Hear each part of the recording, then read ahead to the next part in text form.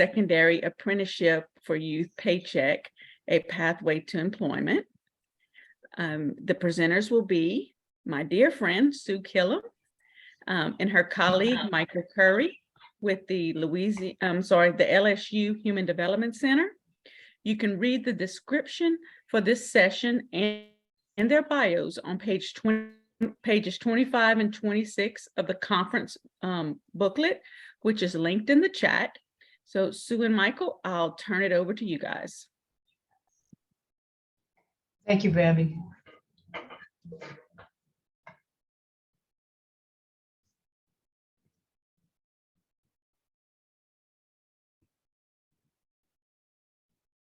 Okay. Do you want to start, Ms. Sue? Yeah, just you need to start the slideshow though. Okay.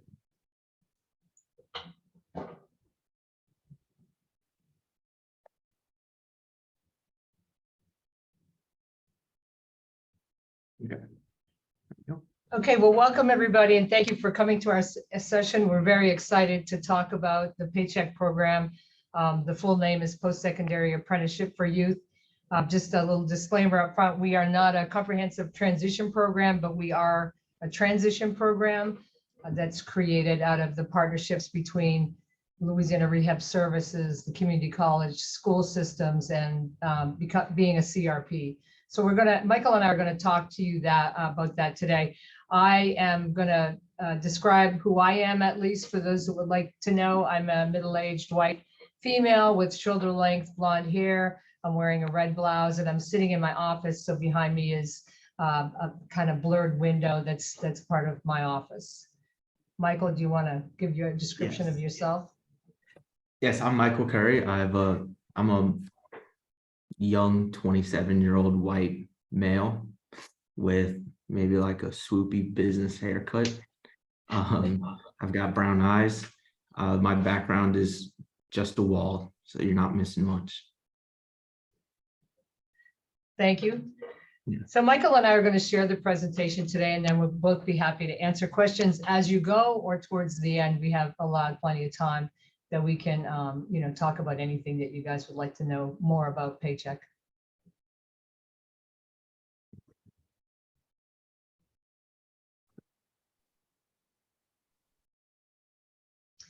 So these are the objectives that we're going to go over today, and I'm going to review them quickly.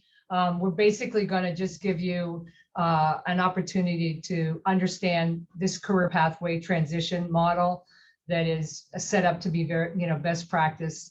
We're going to identify some of the key collaborators that are necessary in order to set up a Paycheck program, and we talk a little bit about using them and how to include them in if you're going to do a Paycheck pathway.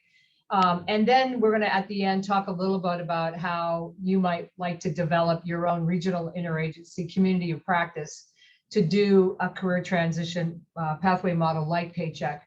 We're beginning to do some of that with the school districts. We've got a couple of school districts that are going to be contracting with us to actually come and help them set up a Paycheck in their local community using their regional and local resources.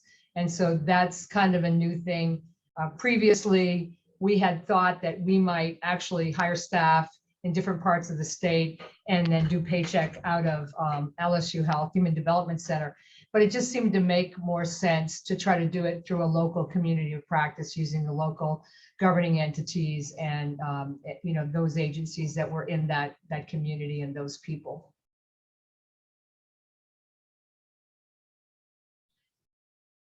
So our local program, which we call Paycheck New Orleans, it's really Greater New Orleans. We serve Plaquemine, St. Bernard. So we've had people from all over Jefferson, Orleans Parish.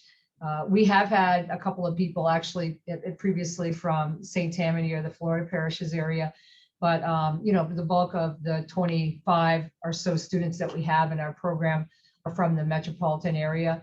We obviously, we're the Human Development Center, and we're located at LSU Health in New Orleans.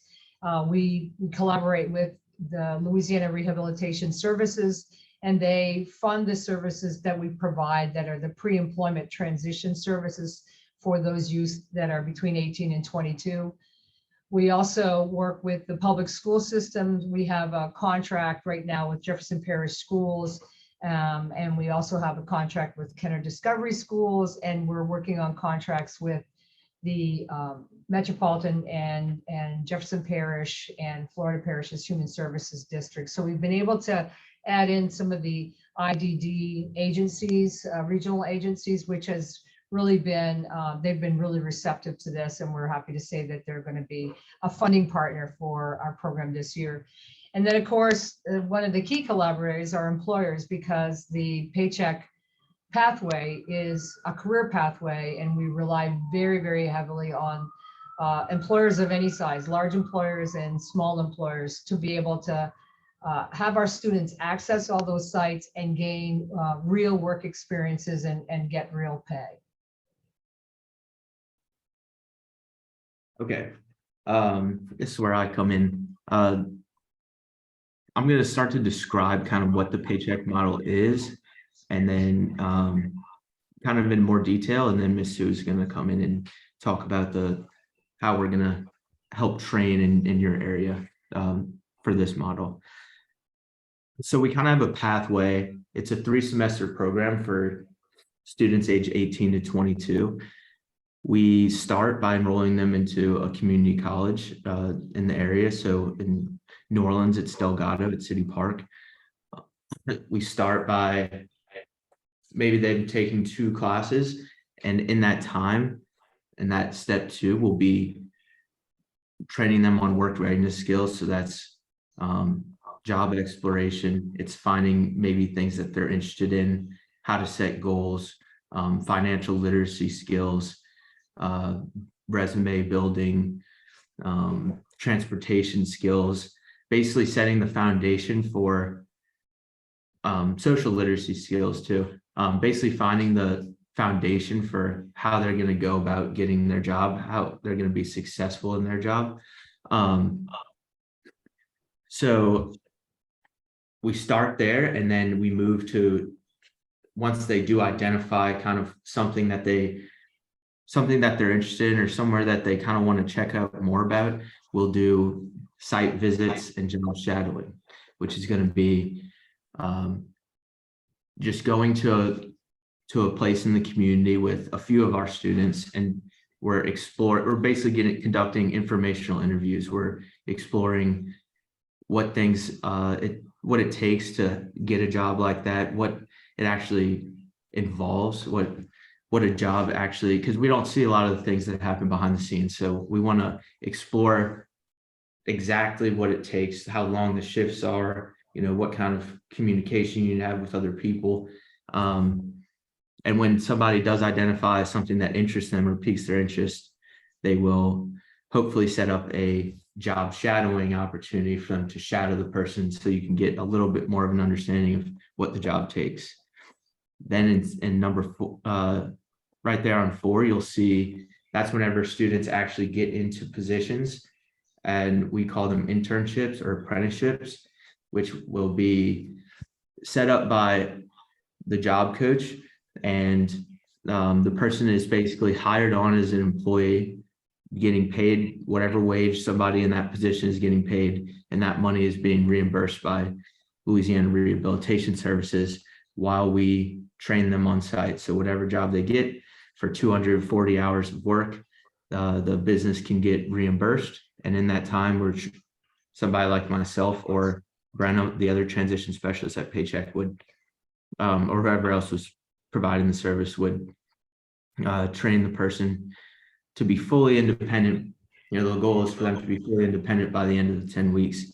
And hopefully usually it does, but hopefully that leads to a long-term placement. That's step 5. That's what we're looking to get to. We're looking to get them in a place where they're fully independent for up to 90 days of successful employment. They stay there with little involvement from us. And so that's the whole goal of the program. We're going to go a little bit more into the stops. So important classes that we like all of our students to take is something like college and career success skills, so they understand how to in those classes, it'll kind of support what we do in work readiness training. They'll create resumes, or they'll discuss how to interact with teachers or bosses or colleagues, how to collaborate as a team.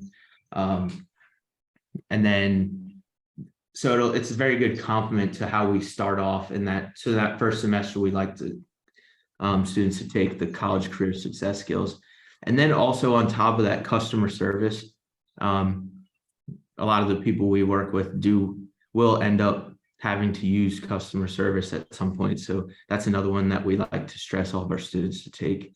And then on top of those two courses, they can take whatever courses they see fit, whether they want to go into a career with animals as a vet tech assistant, or they want to be an artist, or they want to work on cars, they want to work with computers. There's a lot of people that want to go into IT, or at least think they do at first. And then, but taking that class exposes them to it, and it helps them learn whether or not they want to put in the work to be there, or whether or not they would really rather do something else. So it's the post-secondary courses, being on campus. There's both of those things kind of add to the training and the actual getting the job, because they get exposure to peers whenever they're on campus. They get exposure to new career paths that they could take, and how much it really takes to be a professional in a certain area, and whether or not they want to do that. I think everybody going into college kind of has some question on what they want to do. And I know my dad always told me he wanted to be a vet growing up, and the first veterinary class he took in college, and how competitive it was, he was like, well, maybe I don't want to be a vet that much. So having that exposure really helps. One of the things that we offer kind of on top of the services that LRS pays us to provide is the STAR plan, which is a person-centered plan for each one of our students. The overall goal of it is to set long-term goals in those 5 different categories. So we have career, school, independent living skills, community, and self-determination. Community is going to be more of how are they going to be engaged with the community? What is their social life going to be like? Basically, how do they want to be out of their house? What kind of community do they want to have? So we'll set in the center, you'll see a few goals. We'll set those 5 major long-term goals. And on each of the arrows, the next of the arrows, we'll set short-term goals to how we're going to go about achieving those long-term goals. And then we'll also, the actual arrows pointing to the star are going to be action steps for how we're going to go about achieving those short-term goals to eventually achieve those long-term goals.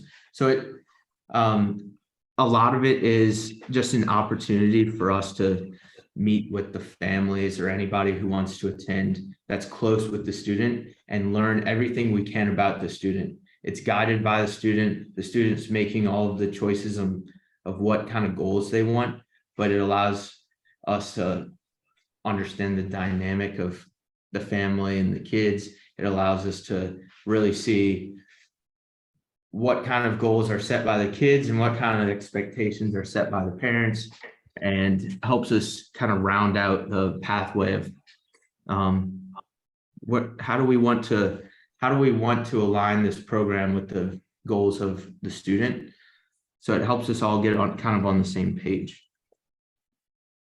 And a lot of times the STAR plans leads to what types of skills and trainings that we're going to work with them on. If all this work-life and skills training is one-on-one. So a student might say that he wants this job. Let's say he wants to work at a movie theater.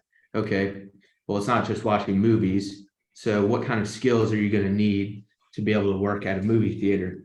And I'll be able to speak with the family at the STAR plan meeting and the student and be like, okay, well, can the can the person sweep? Can he use the vacuum? Does he have some sort of customer service skills? We'll always work on that, but we'll see what skills that we need to work on in order for them to get the position that they want to get. Are they going to have, are they going to have transportation to and from work? Is it something where we have to teach them how to Uber, teach them how to use the bus, or are we going to have to set up with the family some sort of, parish funded transportation? And on top of that very specific skill set training, we're also training on self-advocacy and self-determination. That's, I find, a very important part in a persons with disabilities training, because they oftentimes are having decisions made for them. They don't necessarily know how to resolve conflicts. So learning how to do this, how to do those skills in a community setting and empowering the student is a big part of this training, and kind of why we like to give it a few months before we send them right into the job, because instilling that intrinsic motivation into the kids or I say kids, but they're young adults, to want to do things for themselves, want to advocate for themselves, understand what rights they have. It takes a little bit. So in the work life and skills training, that's something that we emphasize a lot as well. And yeah, we get into career exploration, which is, like I said earlier, the employer site visits. We're just learning a lot more about the environment of what's the conditions that we're working in. What are the tasks that each of the employees has to do? What kind of skills or certifications do you need in order to get that? And then on top of it, once we do identify an area, we'll try to set up a job shadowing experience like this. This is Cameron. He was one of my students. I'm going to talk a little bit more about him later, but he went to Peace, Love, and Little Donuts, and he was able to shadow somebody. They let him actually make 6 donuts of his own, and he got to take them home, which he liked the donuts, but he learned that he didn't want to work in a restaurant, or didn't want to work in more of a high pressure situation where he felt somebody's telling him to make 6 donuts really quick, and he has to do it, and he has to do it right. So it doesn't always have he was interested at first, but it doesn't always have the effect that, oh, I want to do this job. Sometimes it tells us exactly what we don't want to do. And that was just as helpful in that situation. And yeah, and then we get into the paid internships, which is, like I said, it's, I always say 10 to 12 weeks, just depending on the student. A lot of times that 240 hours mark doesn't get hit until a little bit later. And I would like my interns to have as much experience as possible. So yeah, when we're doing those internships, all the funds that the employer pays to our students is reimbursed to the employer. And in that time, I'm job coaching, or Brenna is job coaching the students and making sure that they know exactly what they need to do. A lot of that includes, making a task list, talking with employers, understanding what the capabilities of the student are, and empowering that student to speak up for what he likes to do and what he doesn't like to do, or what he feels his strengths and weaknesses are, and kind of being able to advocate for himself and talk to the employer. That's and trying to find those natural supports within the job so that the person can continue working there. We always want to try to make them as independent as possible, and not just, we're never doing the job for them. We're never talking to the employers, only us, and never, as far as scheduling goes, I try to make sure that my students or the parents, sometimes the parents are involved, are talking to the employer a little bit more, and I'm more of a support rather than I'm scheduling out everything.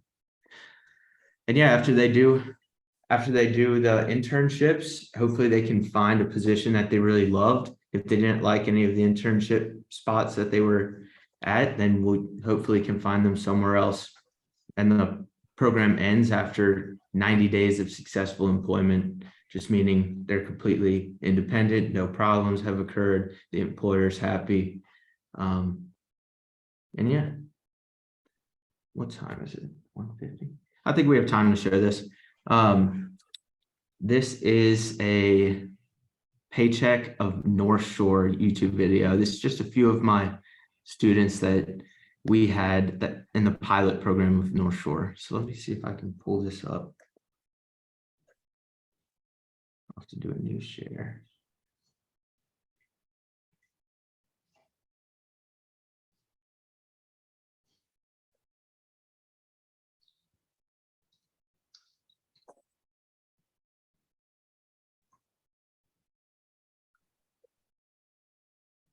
As an entrepreneur, as a creator, I'm 24/7 on the go all the time. Shopify makes it very easy to be on the go and connected with my store. My name is Chef Jamoke.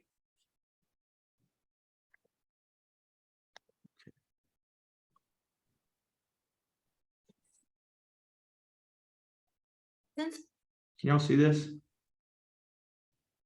starting in 2016, the Paycheck program has included Orleans and Jefferson Parish, but now the program has grown to the North Shore. The Human Development Center has partnered with St. Paul's High School to pilot this new Paycheck program. So let's meet the new interns. Hi, my name is Luke and I'm one of the new students. I'm Alex Courtney. Justin Gary.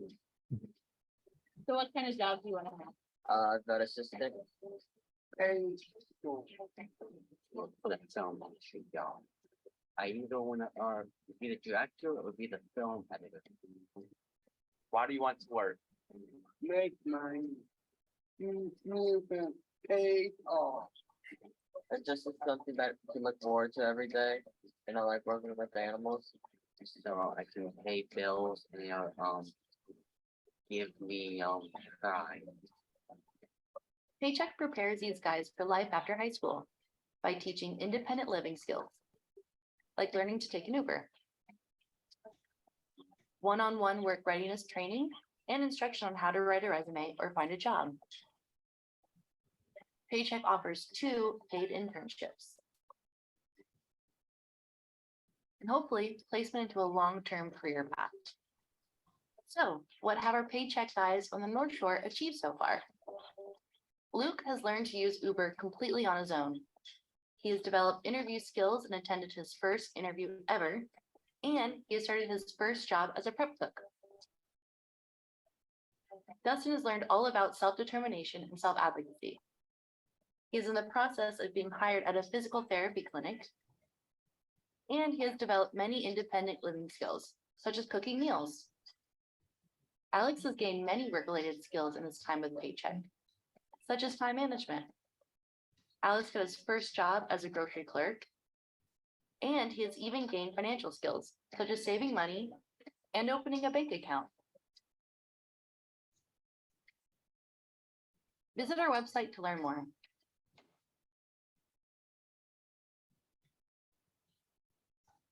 Okay.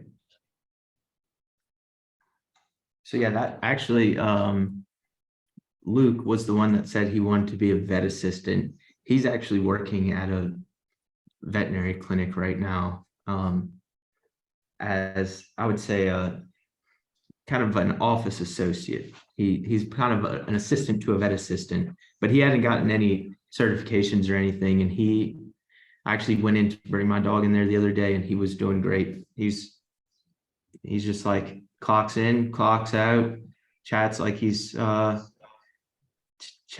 most important one in there, but it's awesome. He loves it. He really does. This is one person that wasn't in my the video, but he was in the program with the rest of those guys. This is Cameron. He we didn't take post-secondary courses on the North Shore that first semester. At least the guys at St. Paul's didn't. So we actually went through a CPR certification course with him because he wanted to work in as a camp counselor at Franco's Athletic Club. So he completed his CPR certification. He learned how to use Uber because there's not really much buses in the North Shore that are very convenient. He took leaps and bounds as far as like self-advocacy and self-determination. He really used to hold everything in and get very frustrated. And through working with him after, also with the school, but working with him in that year, you saw the change of how much he was able to just go to somebody when he had a problem and let them know, and kind of knowing what his rights were and knowing that if he wasn't comfortable with something, he could find a way to figure out what's going to work best for everyone. Yeah, we went to many different places. He was the one that went to Peace, Love, and Little Donuts. That's pictured right there. He wanted to work at ice cream shops. We went to many of those, health clubs, restaurants. We visited many places with him. And eventually he got an internship at Franco's Athletic Club as a camp counselor. And yeah, he's still looking for his last placement, but he is a whole different person than whenever he first came in. He is so much more independent and so much more able to advocate for himself, and he knows what he needs to do moving forward. And it was great to see. But yeah, that's my little spiel on Paycheck. That's what we do, and that is what we want to train people to do in the future. And I'll let Miss Sue take over from here.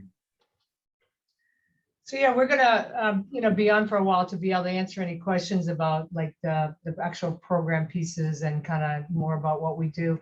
I also wanted to talk about how we're trying to expand Paycheck now across the state.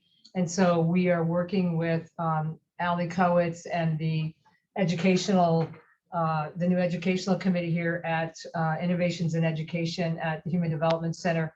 And we're proposing some sample partnerships to the school districts, between the school district and the Human Development Center, the tech program, which I'm the director of that division. We've worked together to establish these kind of packages that we can offer to a school who has primarily students who would be Louisiana alternate assessment and would be looking at coming into a program like Paycheck when they're between 18 and 22, and who want to receive those 12 months of services that include, like Michael said on the pathway, some coursework at a community college, the opportunity to be on a community college campus, and all of the pre-ed services like the pre-ed units, the job shadowing, the worksite visits, the paid internships, and then placement into employment in a job that now they hopefully have been informed a lot more about what might be available and what they might be good at, and then we can help them get a job. So we have some comprehensive packages that we're going to provide supports to the school to identify some of those folks, to the families, to the regional and local DD agencies and LRS offices, to some of those staff so they understand the program and who would best fit in it. Also to look at employers that are in that community to determine what would be good large employer sites and where might be some really good pilot employer sites of smaller size. So what we're going to be able to do is we're going to be able to kind of customize the package based on the school district, how many students they have, what they want to do. And we're doing that now with a couple of school districts. And so we'll be looking to start with them. So ideally, we would be myself and Michael and Brenna, and then possibly some people that we may bring on that live in that area. We would work together to develop that community of practice between all those agencies, and to foster the collaboration that's necessary to move 10 to 12 students through a 12-month pathway that basically leads to enhanced careers and enhanced employment for each of those students. and it would also involve a local community rehab program. So our role, the Human Development Center's role, would be that we would be mentoring the community rehab program and the teaching staff and the paraprofessionals who would be involved with being on the site with the student, teaching work skills, and assisting them with some of those pre-ed units.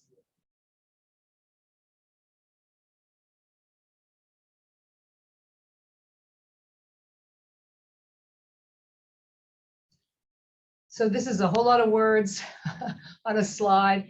Essentially, what we're going to be doing and what we have done with a couple of school districts that we're looking at right now, we'll work with the school. Ultimately, we would be working with the school district, and we'd be doing some of these services through the Department of Education vendor guide. So we would be planning uniquely with each school district that wanted to do this. The only thing that we would maintain is if you're going to do paycheck, we need you to do each of the components of paycheck, but the school can decide whether the student's going to take one class at community college each semester or 2 classes. I mean, we'll work with them to suggest what we think is best practice and what some of the coursework should be, and the extent to which we might need other staff from the school and or from the community rehab program.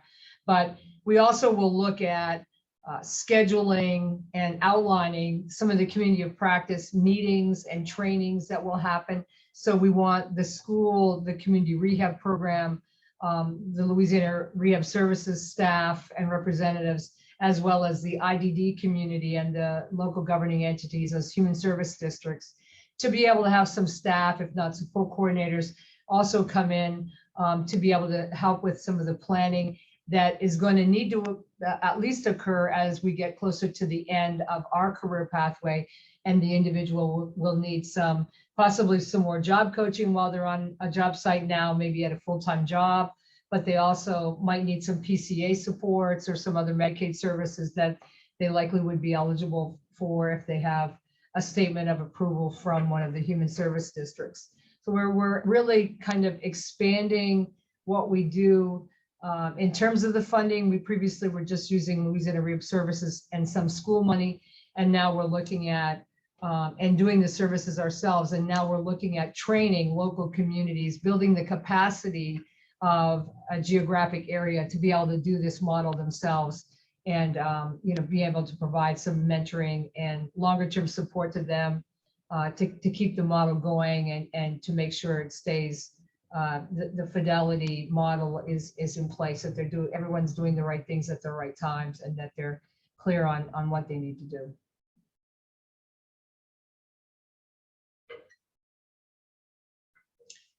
So we're what we end up doing is breaking down all of what I just said, all of the supports that we would provide across, I think this is only like 11 months or something, because we know this summer, especially in June, we'll give everybody a month off, especially since we're working with schools. But most of the administration is there pretty much, if not 12 months, at least 11.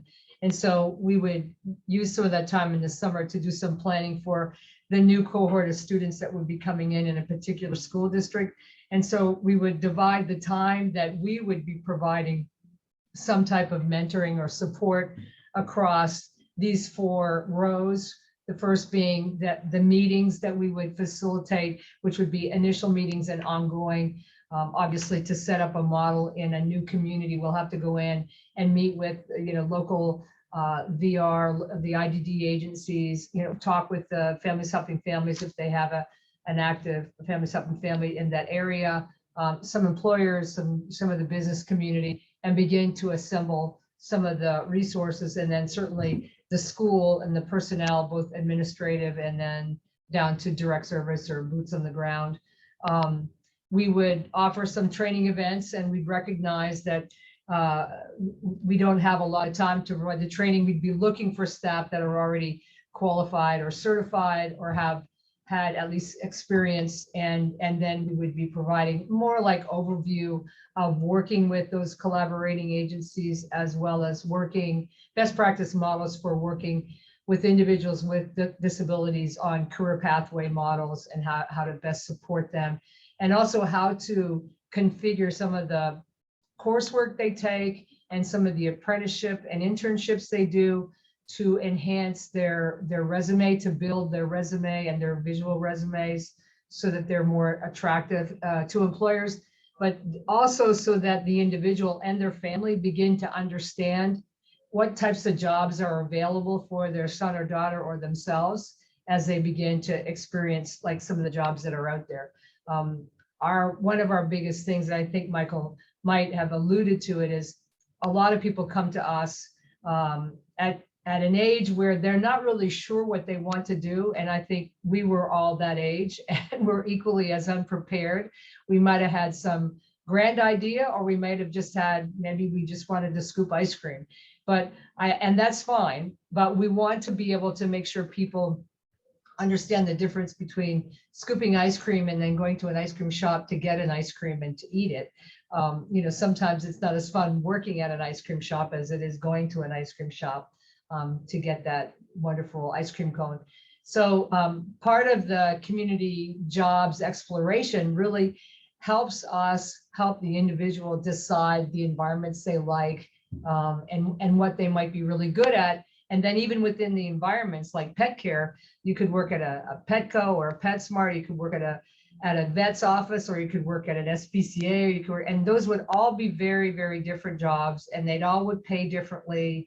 And so we want people to kind of to be able to experience that. I don't mean that they would experience every job in every field that way, but when they started talking about, I think I like working with animals, then we would try to narrow that down in terms of, if you work at an SPCA, it's most likely that you would probably be spending a lot of time cleaning cages and doing some cleanup work and maybe walking animals and things, but that would look different than being at maybe a vet's office and helping to do some probably kennel cleaning, but also walking the dogs, greeting customers, bringing out the animals that have been boarding, that are going back out to the customers and things like that. So we're just trying to show people all the possibilities. And then the coaching hours would be, that would be our time, Michael and Brenna and my time in that community, being able to provide some supports to the staff. Essentially, we think that a great deal of support would be for a lot of the site development with the employers and trying to identify jobs, especially for programs that may have not as much experience setting up paid internships, who maybe are not sure of the process and some of the rules with it. And then the community of practice is really where we're trying to set up these quarterly meetings where those agencies that tend to work somewhat in silos, although they are pretty good partners, I think, and they work fairly well together, but giving them a scheduled opportunity, a scheduled facilitated opportunity to actually look at what does transition look like for individuals in their local community. And oftentimes it's really easy for them to be able to identify the numbers of people and where some of the real points of pain are, like where they're having issues and what needs to happen. And if you get the right people in the room, oftentimes you can solve many problems, or at least bring up several suggestions and begin to facilitate resolution of some of the what seems to be barriers for doing this kind of approach.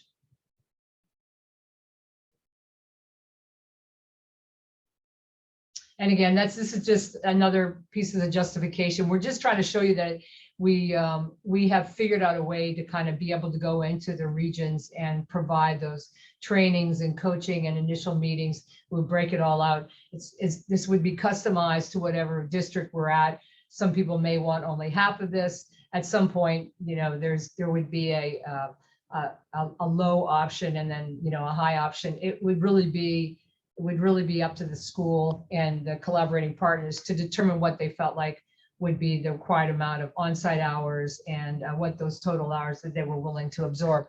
Now the funding for this would come, as I said, through Louisiana Department of Education, through the vendor guide, where they will let schools have grants or parcel out the money to be able to do better performance in this example, in transition for youth between 18 and 22. And so this method of providing those supports would help the school with that. And of course, would all have to be contracted through HDC.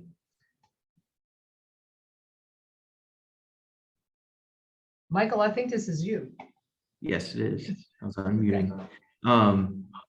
Yeah, so how we get involved with Paycheck, participants, people aged 18 to 22. More like if you're looking at it, I would say people aged 17 to 21 start looking at it, because we can't necessarily, I know I saw a question in the chat about that. We can't necessarily work with somebody the full year if they're 22 and a half, because their services will end by the time they're 23. So yeah, by the time you're 17, I would look into getting involved with Paycheck as a participant. School district partners, of course, we're saying, we're always willing to help train a school, at least get in with a new school in an area, and employers always looking for new employers to new opportunities for our students to have, internship opportunities, placement opportunities, job shadowing opportunities, just anything that an employer wants to help with, or wants to host a intern of ours. That's probably our favorite way for people to get involved. So this is a link to a pre-application for new students. There's openings in Grand New Orleans, St. Bernard, North Shore. This is school partnerships. This is the Paycheck webpage if you want to learn anything about that as a school system. And then this is info, sign up for employer opportunities if any employers are looking to host a worksite visit, job shadowing event, paid internships, or just looking for a trained employee to hire, any of those things. And yeah, that's it. We'll answer a few of these questions in the live chat. I'll start with, I think, okay, what's the most important for student success, developing skills, or developing a philosophy/attitude to foster success? The first thing that comes to mind for me, and Ms. Sue can also speak on this, and I was kind of hinting at it earlier, I think a lot of student success comes from an intrinsic motivation.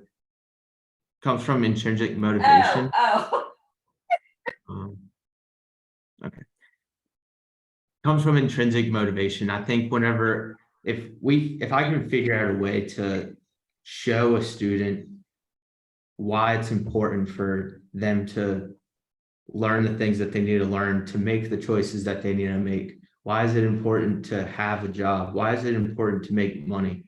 What are the goals that you have that won't happen unless you decide you want your life to go this certain way? I think a lot less of the things, like the hard skills that we teach, are as important as that. If you can figure out a way to make the student want to learn on their own and want to continue to advance for themselves personally, in their career, with their family and relationships, I think that's the most important to foster success.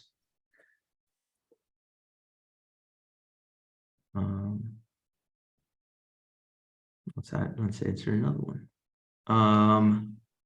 Are there any plans to expand the Paycheck program to other areas of the state?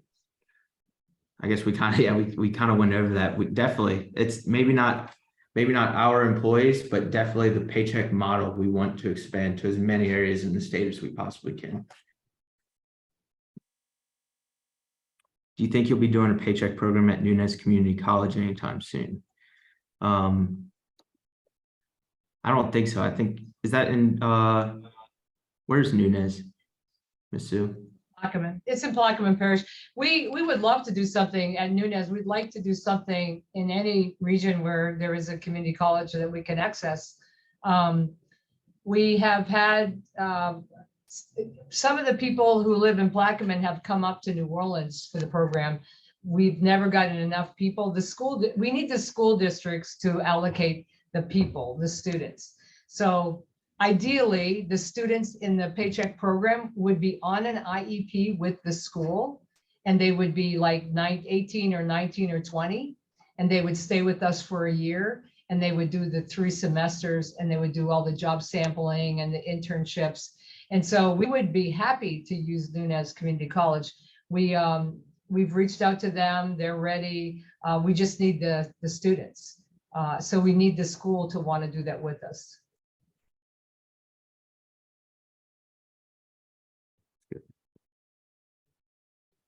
Is there someone, if someone is in the program but will turn 23 before they finish, do they get to stay and finish, or do they need to exit the program?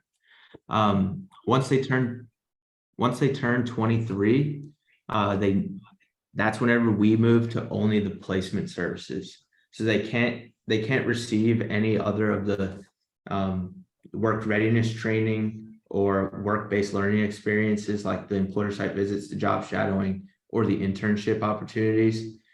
Paycheck can still work with the person, but only for placement. So no job coaching services. It's just going to be helping find them a job.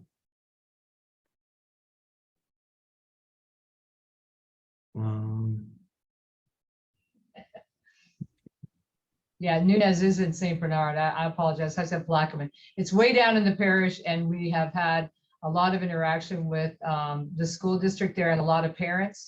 But the parents have had to bring their kids up to New Orleans because the school actually supported a couple of people and paid for them to come up to New Orleans. They didn't have enough for us to do the program at Nunez. How many persons differently abled request job coaching and mentoring? How may a person differently abled request job coaching and mentoring?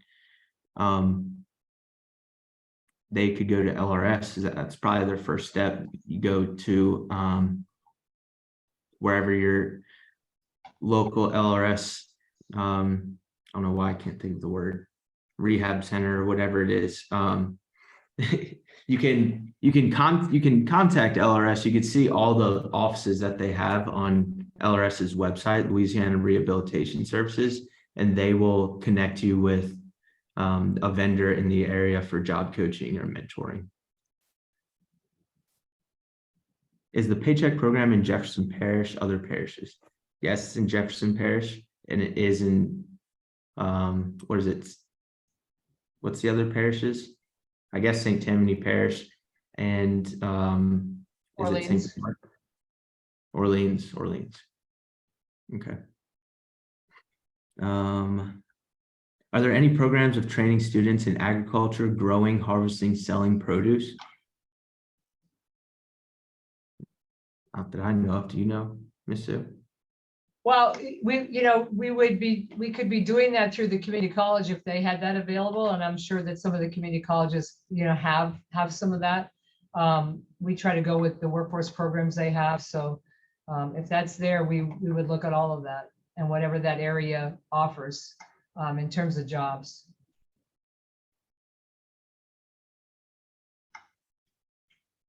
I think that's all the questions.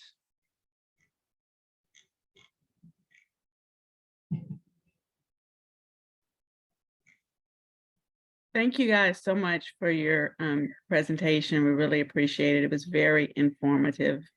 Really appreciate all of your work and just, setting up the model for best practices and of course the impact,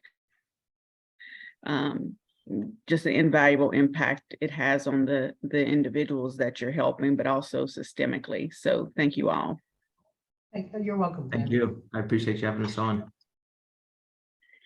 The last session of our conference will be making heads and tails of the Fair Housing Act and emotional support animals, and we'll begin at 3 p.m. You are all welcome to remain logged in for our last session. Thank you guys for hanging in.